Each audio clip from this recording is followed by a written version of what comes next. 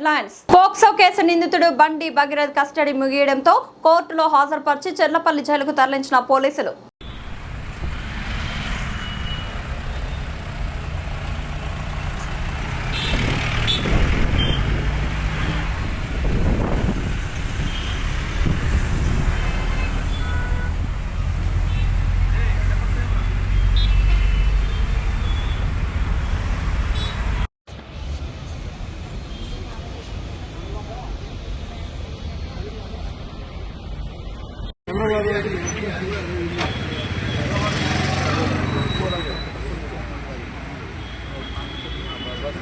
Professor Nageshwar కరడుగట్టిన తీవ్రవాది. Vijayawada professor Nageshwar మేధావి కాదు, కరడుగట్టిన తీవ్రవాదిని BJP నాయకుడు ఎమ్మెల్సీ సోము వీర్రాజు సంచలన వ్యాఖ్యలు చేశారు.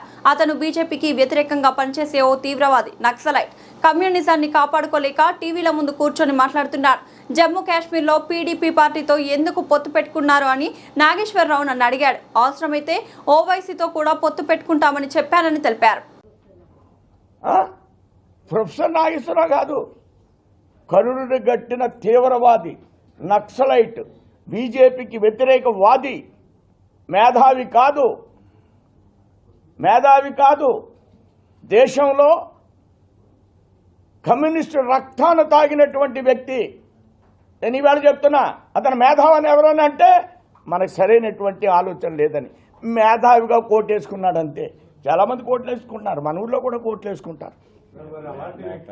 అలాంటి మేధావి అడిగే రైట్ ఏంటంటే, నువ్వు కమ్యూనిజాన్ని స్వీకరించావు, ఈవేళ కమ్యూనిజం దమ్ముందాన్ని కానీ అడుగుతున్నా, ఛాలెంజ్ చేస్తున్నాను నేను.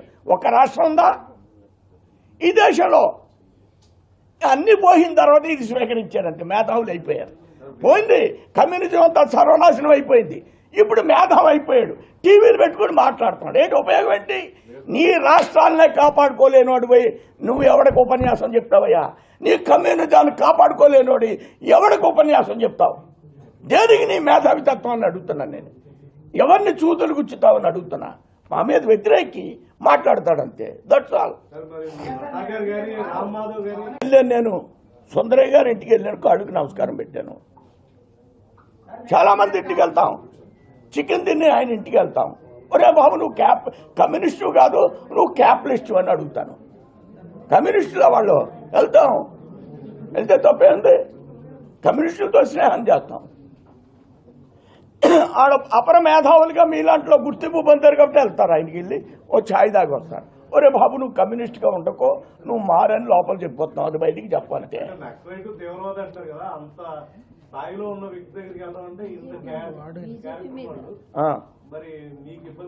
అలాంటి వాడి దగ్గర కూడా వెళ్తుంది భారతీయ జనతా పార్టీ. ఈ ప్రొఫెసర్ నాగేశ్వరరావు నన్ను ప్రశ్నించాడు. ఏమన్నాడంటే, ఏమండి వీర్రాజు గారు, మీరేంటండి పీడీపీతో పొత్తు పెట్టుకున్నారండి అని అడిగాడు. ఏ పార్టీతో? పీడీపీ. ఎక్కడ ఉంటుంది అది? జమ్మూ కాశ్మీర్లో ఉంటుంది. దేశానికి అవసరం అయితే మేము హైదరాబాద్లో ఉన్న ఓవైసీతో కూడా పొత్తు పెట్టుకుంటా ఉన్నాను నేను. అలాగే ఆడింటికి వెళ్ళాము. ఏంటి పెద్ద తప్పేంటి? దేశం కోసం, మా పిల్ల పెళ్లి కోసం వెళ్తామేంటి ఆయన దగ్గరికి? మంచి భలే చెప్పారు. అమరావతి నేడు కేంద్ర జౌళి శాఖ మంత్రి గిరిరాజ్ సింగ్ రాక. మంత్రి సవితతో కలిసి కృష్ణా జిల్లా వట్టిగూడుపాడు వద్ద స్పిన్ టెక్స్ పరిశ్రమను పరిశీలన. సీఎం చంద్రబాబుతో అమరావతి రాష్ట్ర సచివాలయంలో కేంద్ర మంత్రి గిరిరాజ్ సింగ్ భేటీ. విజయవాడలో మంత్రి సవితతో కలిసి చేనేత జౌళి శాఖపై సమీక్ష. రేపు విశాఖపట్నంలో పర్యటించనున్న కేంద్ర మంత్రి గిరిరాజ్ సింగ్.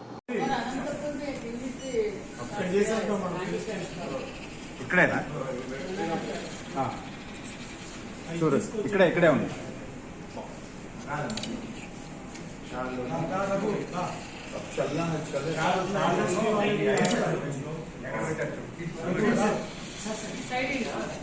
తప్పండి.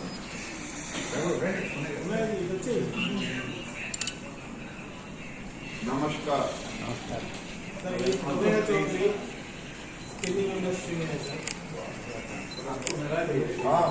ये राघवराव है, स्पिनिंग और वीविंग है दोनों। इनका भी स्पिनिंग है चंद्रशेखर। कितना स्पिनिंगर होगा? इनका 80,000 टोटल इस एरिया में 35 लाख स्पिनिंग है। 35 लाख है। थोड़ा बहुत 10 लाख है सर। इसका टोटल मैपिंग है क्या? అయ్యా కొంచెం కొంచెం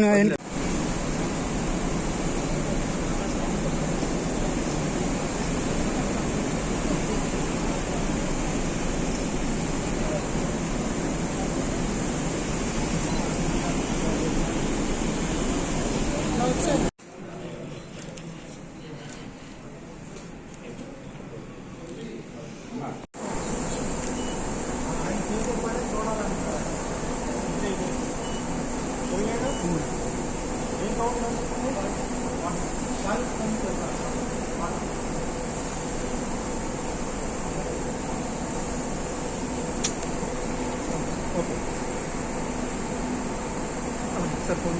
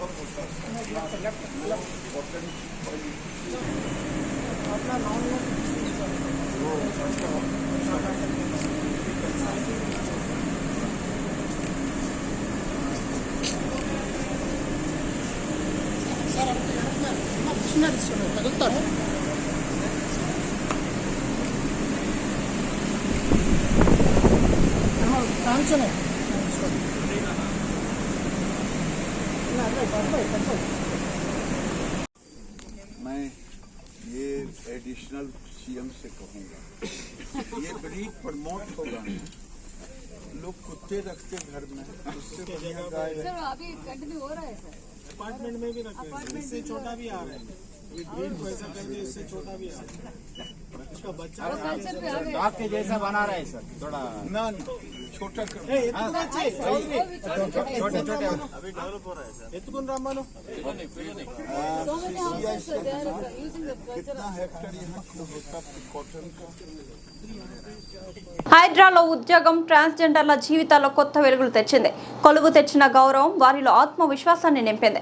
ఇక వారు వెనక్కి చూడడం లేదు. విధులు ఎక్కడైనా ఎప్పుడైనా సిద్ధమంటున్నారు. చెరువులు, నాలాలు, కబ్జాలను తొలగించడంలో భాగస్వామ్యం అవుతున్నారు. పార్కులు, ప్రజా అవసరాలకు ఉద్దేశించిన స్థలాలను కాపాడడంలో ముందుంటున్నారు. మొత్తం 16 మంది ట్రాన్స్జెండర్లకు హైడ్రా అవకాశం కల్పించింది. ఇందులో ట్రాన్స్ మూవ్మెంట్ 11 మంది ఉంటే ట్రాన్స్మెన్ 5 ఉన్నారు. ఆక్రమణదారులు ఎంతటి వారైనా వెరవకుండా విధులు నిర్వహించి ప్రజా ఆస్తులు కాపాడడంలో భాగస్వాములవుతున్నారు. హైడ్రాలో మాకు దక్కిన ఉద్యోగం కేవలం ఉపాధి మాత్రమే కాదు, మా జీవితాలకు కొత్త గుర్తింపు అని అంటున్నారు. హైడ్రా యూనిఫామ్ వేసుకోవడం గౌరవంగా భావిస్తున్నామని అంటున్నారు. హైడ్రా ఈగల్ టీమ్ గా నామకరణం చేసి విధుల్లో భాగస్వాములను చేయడం ఎంతో సంతోషంగా ఉందని ట్రాన్స్జెండర్లు చెప్తున్నారు. ప్రభుత్వానికి వెన్నంటూ ఉంటూ హైడ్రా డిపార్ట్మెంట్కి సహకారంగా మేము ఉంటూ పనిచేస్తున్నందుకు మాకు చాలా అంటే చాలా సంతోషంగా ఉంది. ప్రభుత్వంలో మేము ఒక భాగంగా హైడ్రా డిపార్ట్మెంట్కి సహకారాలు అందిస్తూ మా వంతు సాయం మేము చేస్తూ మాకంటూ ఒక స్థాయిని రూపొందించుకొని సమాజంతో పాటు మేము నడుస్తున్నందుకు మాకు చాలా అంటే చాలా సంతోషంగా ఉంది. ప్రభుత్వ ఆస్తులను, ప్రకృతి ఆస్తులను, చెరువులను రక్షించడంలో మా వంతు పాత్ర మేము పోషిస్తున్నాము డిపార్ట్మెంట్కి. అలాగే మాతో పాటు ఉన్న టీం మెంబర్స్ కూడా మేమందరం కలిసి పనిచేస్తున్నందుకు చాలా అంటే చాలా సంతోషంగా ఉంది. అందరికీ నమస్కారం. నా పేరు తాన్సీరాయ్. నేను ఈరోజు హైడ్రా డిపార్ట్మెంట్లో వర్క్ చేస్తున్నాను. అండ్ మా వర్క్ వచ్చేసి మేము డెమోలిషన్స్లో కూడా మా డిపార్ట్మెంట్కి మా యొక్క సహకారం అందిస్తూ మేము ప్రభుత్వ ఆస్తుల్ని కాపాడడానికి మేము ఒక భాగంగా ఉన్నాము. అండ్ మాకు ఈ ఆపర్చునిటీ ఇచ్చినందుకు ప్రభుత్వానికి, రేవంత్ రెడ్డి సార్కి, మన అడ్మిన్ సార్కి, మన రంగనాథ్ సార్కి చాలా థ్యాంక్స్. అండ్ దట్టు మేము చాలా ప్రౌడ్గా ఫీల్ అవుతున్నాం. ఈరోజు మేము ఎన్నో ప్రాబ్లమ్స్ ఫేస్ చేసి ఎన్నో కష్టాల నుంచి బయట భిక్షాటన చేసుకుంటూ ఇంకా వేరే వర్క్స్ చేసుకుంటూ ఈరోజు మేము ఒక ఎంప్లాయీగా నుంచున్నామంటే మాకు చాలా ప్రౌడ్గా ఉంది. అండ్ చాలా చాలా థ్యాంక్స్ చెప్పుకుంటున్నా ప్రభుత్వానికి. Revanth Reddy sir, thank you. నమస్కారం, నా పేరు గాయత్రి. నేను హైడ్రా డిపార్ట్మెంట్లో పనిచేస్తున్నాను. హైడ్రా డిపార్ట్మెంట్లో ఈగల్ టీంలో వర్క్ చేస్తున్నాను. మాకు తెలంగాణ ప్రభుత్వము, ముఖ్యమంత్రి గారు రేవంత్ రెడ్డి గారు తీసుకున్నందుకు మరియు హైడ్రా డిపార్ట్మెంటు రంగనాథ్ సార్ గారు మాకు సహకరించి మా భిక్షాటన నుండి మాకు తప్పించి మాకు ప్రభుత్వంలో మీకు సమానము, అందరూ మనుషులు ఒకటే అని చెప్పేసి తీసుకొని ఉద్యోగం ఇచ్చి హైడ్రా డిపార్ట్మెంట్లో ముఖ్యంగా మాకు ముఖ్య పాత్ర ఇచ్చి ఈగల్ టీంతో అందరితో సమానంగా ఈగల్ టీంగా వర్తించి మమ్మల్ని తీసుకున్నందుకు ముఖ్యంగా ధన్యవాదాలు. మాకు హైడ్రా డిపార్ట్మెంట్లో ఎలాంటి లోటుపాట్లు లేకుండా రంగనాథ్ సార్ గారు మాకు చూసుకుంటున్నారు. ప్లస్ మళ్ళా ఇక్కడ ఉన్నందుకు మాకు ఎంతో సంతోషంగా ఉంది. ఎందుకంటే ప్రభుత్వ భూములు ఎన్నో కబ్జాలకు గురవుతున్న రోజుల్లో, ఇలాంటి రోజుల్లో హైదరాబాద్ అనేది చాలా ముఖ్య నగరంలో ఎన్నో వరదలు, మీకు ఇంతకుముందు వరదలు వచ్చిన సందర్భాలు ఎన్నో తెలుసు. ఆ వరదలతో పాటు వాళ్ళ కొట్టుకుపోయిన జనాలు కూడా తెలుసు, ఇండ్లు కూడా కొట్టుకుపోయినాయి చాలా వరకు. అలాంటి హైదరాబాద్ నగరంలో ఇలాంటి హైడ్రా డిపార్ట్మెంట్ వర్క్ చేస్తున్నందుకు మాకు ఎంతో సంతోషంగా ఉంది. ఎందుకంటే భూములను రక్షించడమే కాకుండా లేక్లను, మళ్ళా చెరువులను, తర్వాత కాలువలను అన్నిటినీ రక్షిస్తూ వాళ్ళ సౌకర్యవంతంగా చేస్తున్నందుకు మాకెంతో ధన్యవాదాలు తెలుపుకుంటున్నాం. ముఖ్యమంత్రి గారికి ముఖ్యంగా ధన్యవాదాలు తెలుపుకుంటున్నాం. కడప జిల్లా గోపవరం మండలం పీపీ కుంట సమీపంలో అర్ధరాత్రి ప్రైవేట్ ట్రావెల్స్ బస్ బోల్తా పడింది. విజయవాడ నుంచి కడపకు వెళ్తున్న సమయంలో ప్రమాదం చోటు చేసుకుంది. ప్రమాద సమయంలో బస్సులో సుమారు 30 మందికి పైగా ప్రయాణికులు ఉన్నట్లు సమాచారం. ఘటనలో పలువురికి గాయాలయ్యాయి. వారిని 108లో ప్రభుత్వ ఆసుపత్రికి తరలించారు.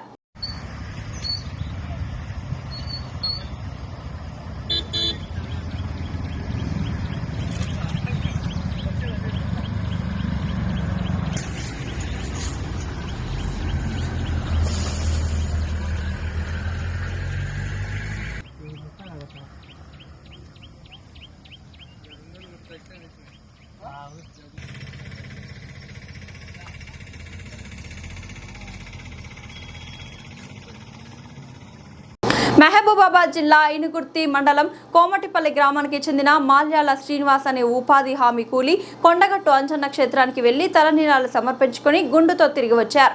ఆ తర్వాత ఎప్పటిలాగే ఉపాధి హామీ పనికి వెళ్ళగా అక్కడ ఫీల్డ్ అసిస్టెంట్ డిజిటల్ హాజరు తీసుకోవడానికి యాప్ ని ఆన్ చేశారు. అయితే గతంలో జుట్టుతో ఉన్న శ్రీనివాస్ ముఖాన్ని ఇప్పుడు గుండుతో ఉన్న అతని ముఖాన్ని ఆ యాప్ మ్యాచ్ చేయలేకపోయింది. తలపై జుట్టు లేకపోవడమే యాప్ గుర్తుపట్టకపోవడానికి ప్రధాన కారణమని గమనించిన తోటి ఉపాధి హామీ మహిళా కూలీ సమయస్ఫూర్తితో తన జడను ముందుకు వేసి శ్రీనివాస్ తలపై జుట్టు ఉన్నట్లు అమర్చింది. అలా జడను తలపై ఉంచి మళ్లీ ఫోన్ కెమెరా ముందు నిలబడగా ఈసారి యాప్ తక్షణమే అతని ముఖాన్ని గుర్తించి అటెండెన్స్ నమోదు చేసింది.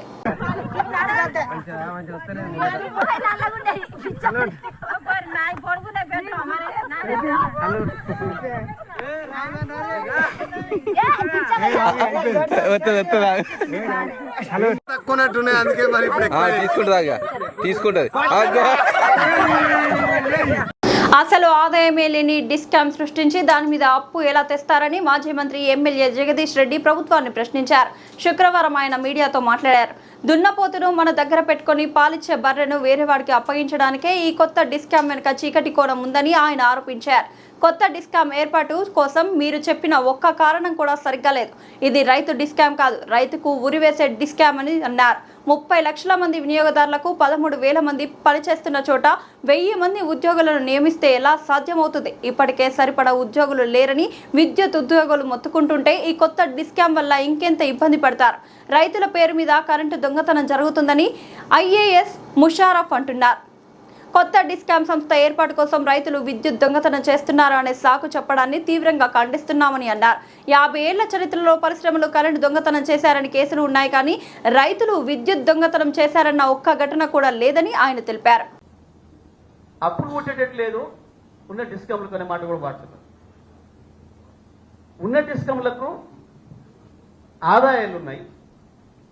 ఎవడైనా ఆదాయం చూసి అప్పిస్తాడు ఈ ప్రపంచంలో.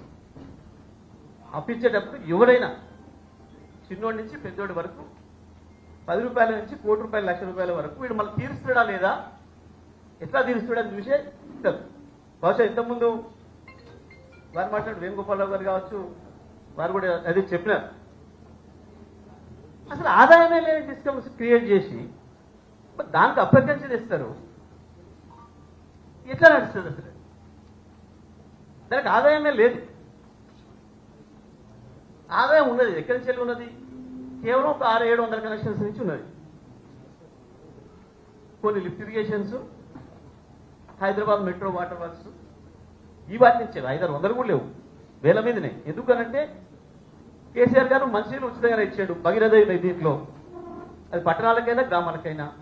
అక్కడ వసూలు లేవు, అవి కూడా రెవెన్యూ జనరేట్ చేసి కావు. వీళ్ళు చెప్తున్న కారణాలలో తమరు గమనించాల్సింది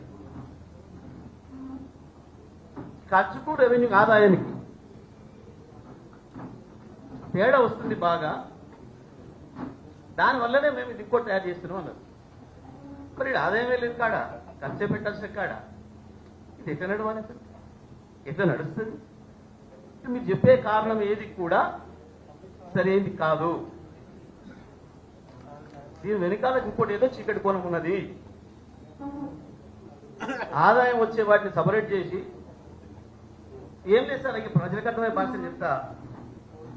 2 బర్రెలనేమో వేరే వానికి ఇచ్చి దురపోతును మీ దగ్గర పెట్టుకునే ఉపాయం ఇది, అంత ఏం లేదు.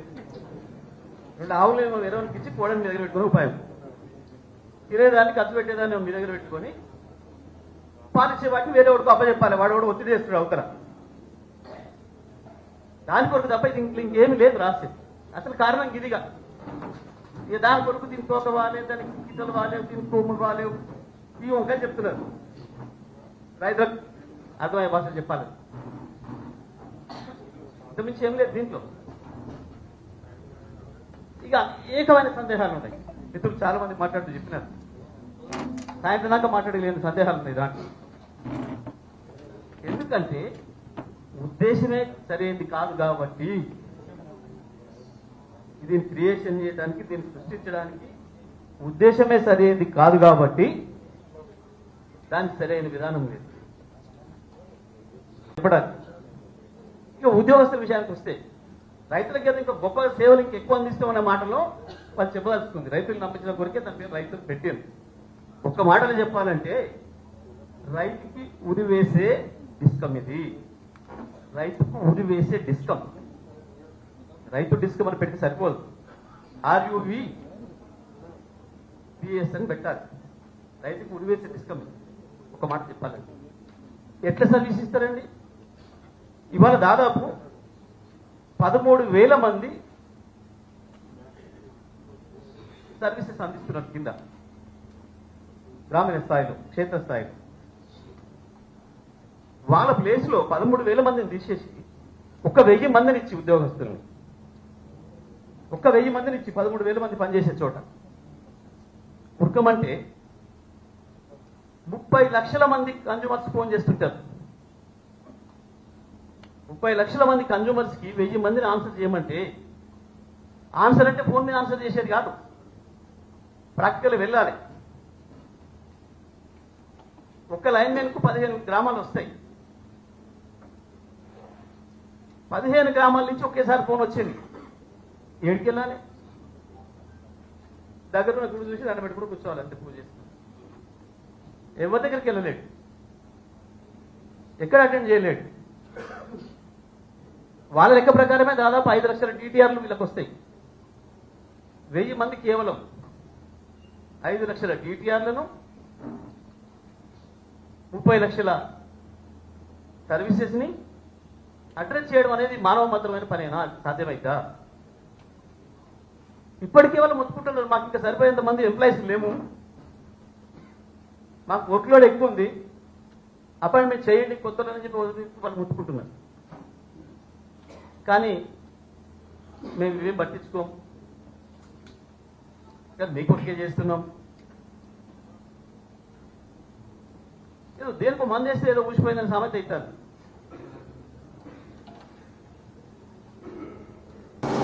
ఎస్వి యూనివర్సిటీ ఎదుట వైఎస్ఆర్ విద్యార్థి విభాగం ఆధ్వర్యంలో దగా డిఎస్సి వెంటనే రద్దు చేయాలని డిమాండ్. మంత్రి నారా లోకేష్ రాజీనామా చేయాలని డిమాండ్. డిఎస్సి 2026 అక్రమాలు వెంటనే విచారణ జరపాలని డిమాండ్. డిఎస్సి స్పోర్ట్స్ కోటాలో ప్రభుత్వం అవినీతి ఆటలు అంటూ ప్లకార్డులు ప్రదర్శన. తిరుపతి వైఎస్ఆర్ కాంగ్రెస్ పార్టీ విద్యార్థి విభాగం వర్కింగ్ ప్రెసిడెంట్ చెవిరెడ్డి హర్షిత్ రెడ్డి ఆధ్వర్యంలో నిరసన.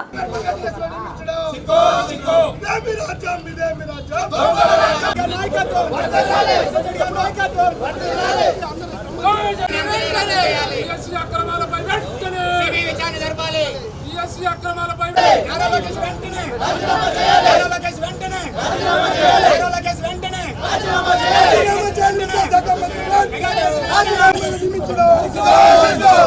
సిగ్గుకుంటూ ప్రభుత్వం అక్రమంగా మెగా డిఎస్సీని వెంటనే రద్దు చేయాలి. మెగా డిఎస్సీని వెంటనే డిఎస్సీ మెగా డిఎస్సీ వెంటనే సిబిఐ ఎంక్వైరీ చేయాలి. మెగా డిఎస్సీ వెంటనే కొనసాగుతున్న నారా లోకేష్ వెంటనే శాఖ మంత్రిగా కొనసాగుతున్న నారా లోకేష్ వెంటనే మెగా డిఎస్సీ పై వెంటనే జై జగన్ జై జగన్ జై జగన్ రద్దు చేయాలి. మెగా డిఎస్సీని వెంటనే రద్దు చేయాలి. మెగా డిఎస్సీని వెంటనే రద్దు చేయాలి. డిఎస్సీని వెంటనే రద్దు చేయాలి. డిఎస్సీని వెంటనే రద్దు చేయాలి. డిఎస్సీని వెంటనే రద్దు చేయాలి.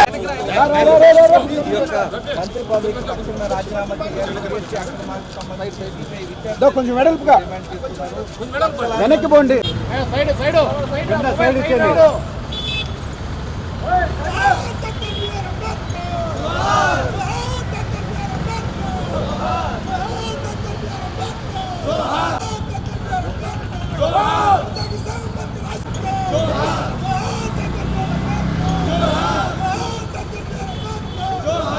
లోకేష్ బాబు విద్యాశాఖ మంత్రిగా డిఎస్సి అభ్యర్థుల ఎంపిక అత్యంత అవినీతిమయమై ఒక్కొక్క ఉద్యోగము 15 లక్షల రూపాయల నుంచి 20 లక్షల రూపాయల వరకు వేలంపాట పాడినట్టుగా డబ్బులు ఇచ్చినటువంటి తమకు కావలసిన వాళ్ళనందరినీ కూడా ఎంపిక చేసి ఓపెన్ కట్ ఆఫ్ అన్నదే లేకుండా ఎస్సీ ఎస్టీ అభ్యర్థులకు తీరని అన్యాయం చేస్తూ వాళ్లకు కేవలం రిజర్వేషన్లో మాత్రమే ఎంపిక చేసి అర్హత కలిగినటువంటి వాళ్లను ఓపెన్ కేటగిరీలో అసలు సెలెక్ట్ చేయకుండా కొన్ని వందల ఉద్యోగాలను ఒక్కొక్క ఉద్యోగము 15 నుంచి 20 లక్షల రూపాయలకు అమ్ముకున్నారు. చంద్రబాబు నాయుడు గారు ముఖ్యమంత్రి అయిన తరువాత తన తొలి సంతకం డిఎస్సి అభ్యర్థుల ఎంపిక అని ఆయన సంతకం పెట్టిన తర్వాత దానిని తమ ఆదాయ వనరుగా మార్చుకొని నిన్న మహానాడులో ఎంపిక జరిగిపోయి సంవత్సరం అయితే ఇప్పుడు పాట పాడుతున్నారు వైసీపీ వాళ్ళు అని మాట్లాడుతున్నారు. ఇప్పుడు మీరు చేసినటువంటి అక్రమము, అన్యాయము, మోసము, దుర్మార్గము, అవినీతి తేట తెల్లమైంది కనుకనే ఈ రోజున మాట్లాడాల్సినటువంటి అవసరం వచ్చింది. దీని మీద నిజంగా మీరు పారదర్శకంగా ఈ అభ్యర్థుల ఎంపిక జరిపి ఉంటే దాని మీద సిబిఐ ఎంక్వైరీ వేసి విచారణ చేసి మీ నిజాయితీని నిరూపించుకోవాల్సిందిగా కోరుతున్నాం. అలాగే స్పోర్ట్స్ కోటాలో ఇప్పుడున్నటువంటి కోటా కాకుండా అదనంగా చాలా స్పోర్ట్స్ను దాంట్లో కలిపి అదైతే మరింత దారుణంగా స్పోర్ట్స్ కోటాలో అభ్యర్థి లోకేష్ యొక్క తొత్తు అయినటువంటి రవినాయుడు శాప్ చైర్మన్గా తనకు కావలసినటువంటి వాళ్ళందరి దగ్గర ఒక్కొక్కళ్ళ దగ్గర 25 లక్షల రూపాయలు వసూలు చేసి స్పోర్ట్స్ కోటాలో ఒక్కడికి కూడా అర్హత లేనటువంటి వాళ్ళనందరినీ కూడా సెలెక్ట్ చేయటం జరిగింది. దీని మీద కూడా సిబిఐ ఎంక్వైరీ వేయాలా, నిజాలు బయటపడాలా. దాదాపు 3.5 లక్షల మంది అభ్యర్థులు ఈ పరీక్షలు రాస్తే తమకు కావలసినటువంటి వాళ్ళు మాత్రమే సెలెక్ట్ చేసే విధంగా ఈ ప్రక్రియ జరిగింది. ఇంత దుర్మార్గాన్ని ఎండగట్టాల్సినటువంటి బాధ్యత జగన్మోహన్ రెడ్డి గారు వైఎస్ఆర్ విద్యార్థి విభాగానికి అప్పగించినాడు కనుకనే ఈ రాష్ట్రంలో ఈ రోజున పెద్ద ఎత్తున విద్యార్థి యువజన సంఘాల నాయకత్వంలో పెద్ద ఎత్తున ఆందోళనలు చేస్తున్నాం. ప్రభుత్వం దిగి వచ్చేంత వరకు, సిబిఐ ఎంక్వైరీ వేసేంత వరకు ఈ ఉద్యమాన్ని మరింత ఉధృతి చేస్తామని హెచ్చరిస్తున్నాం. గత కూటమి ప్రభుత్వం ఏర్పడిన 2 సంవత్సరాల నుంచి ఏదైతే అన్ని విభాగాలు ఈ రోజున చిన్న స్కూళ్ళ కాడి నుంచి విద్యార్థుల వరకు, ఉద్యోగాల వరకు ఈ కూటమి ప్రభుత్వం ఎంత దగా చేస్తుందో ఈ రోజున మనందరూ కూడా చూసుకోవచ్చు.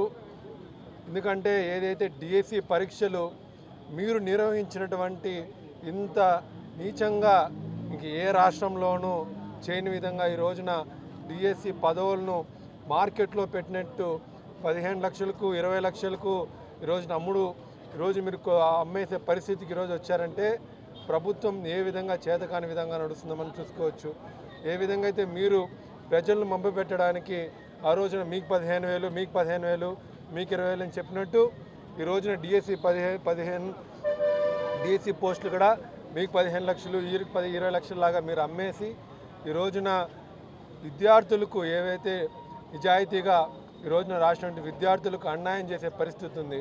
మేము ఇంకోటి కూడా అడుగుతున్నాం విద్యా సంఘాల నుంచి, మీరు ఏ విధంగా కోటాస్ ఏ విధంగా రిలీజ్ చేసినారు, కట్ ఆఫ్ మార్క్స్ ఏ విధంగా రిలీజ్ చేసినారు, ఎస్సీ ఎస్టీ బీసీలు కోటాలు ఎంతమంది చేసినారని ఈరోజు మీరు వెంటనే రిలీజ్ చేయాలి. ఈరోజు అది ఏమీ రిలీజ్ చేయకుండా మీరు నేరుగా మీకు వచ్చినటువంటి పోస్టులను ఈరోజు మీరు అమ్మేసే పరిస్థితి ఈ రోజున ఆంధ్ర రాష్ట్రంలో కనిపిస్తుంది.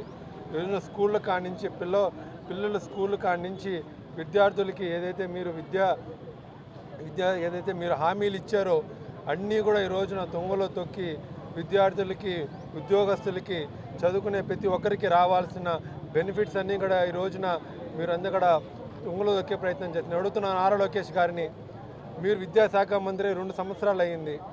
ఈ 2 సంవత్సరాల్లో మీరు ఇంతవరకు నిజాయితీగా చేసినటువంటి నియామకాలన్నీ మీరు నిజాయితీగా ఇచ్చినటువంటి ప్రజలకు విద్యార్థులకు చేసినటువంటి న్యాయం ఏంటని అడుగుతున్నాం. ఎక్కడ చూసినా మీరు అన్ని శాఖలకు మీరే మంత్రిగా వ్యవహరించి అన్ని శాఖల నుంచి వచ్చే డబ్బులను మీరు ఈ రోజున ఎత్తుపెట్టుకునే తప్ప ఈ 2 సంవత్సరాల్లో మీరు చేసింది ఏంటి అంటే కేవలం ఒక పబ్లిసిటీని చూపించి ఇక్కడ 10 లక్షల ఉద్యోగాలు అక్కడ 20 లక్షల ఉద్యోగాలను చూపించుకున్నాను తప్ప ఈ రోజున ప్రాక్టికల్గా వెళితే గ్రౌండ్ లెవెల్లో వెళ్తే ఒక్కరికి కూడా ఈ రోజున మీరు ఉద్యోగాలు ఇవ్వని పరిస్థితుల్లో ఉన్నారు. మీరు ఈ పబ్లిసిటీ అనేది ఎక్కువ రోజు నిలవదు. ఖచ్చితంగా చెప్తున్నాం, ప్రజలు మీరు చేసినటువంటి విధానాన్ని వ్యతిరేకిస్తున్నారు.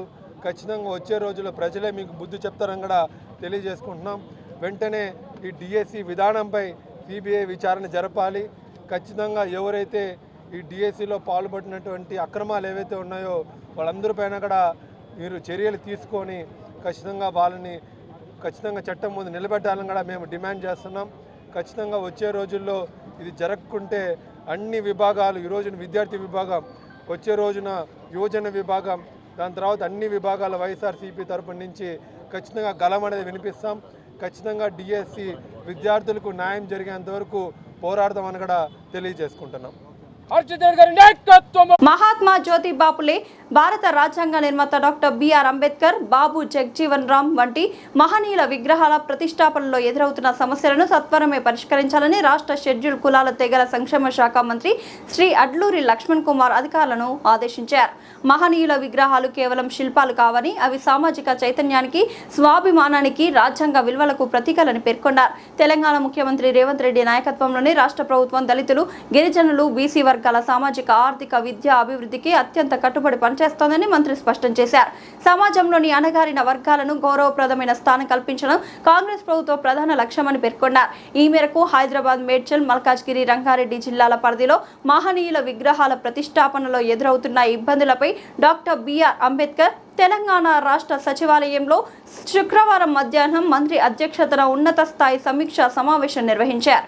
ఈ సమావేశంలో దళిత సంఘాల ప్రతినిధులు, యువకులు, ప్రజా సంఘాల నాయకులు విగ్రహాల ఏర్పాటుకు సంబంధించిన ఎదురవుతున్న స్థల సమస్యలు, అనుమతుల జాప్యం, స్థానిక స్థాయిలో తలెత్తుతున్న అభ్యంతరాలు, పోలీస్ అనుమతులు, రెవెన్యూ సమస్యలను మంత్రి దృష్టికి తీసుకొచ్చారు.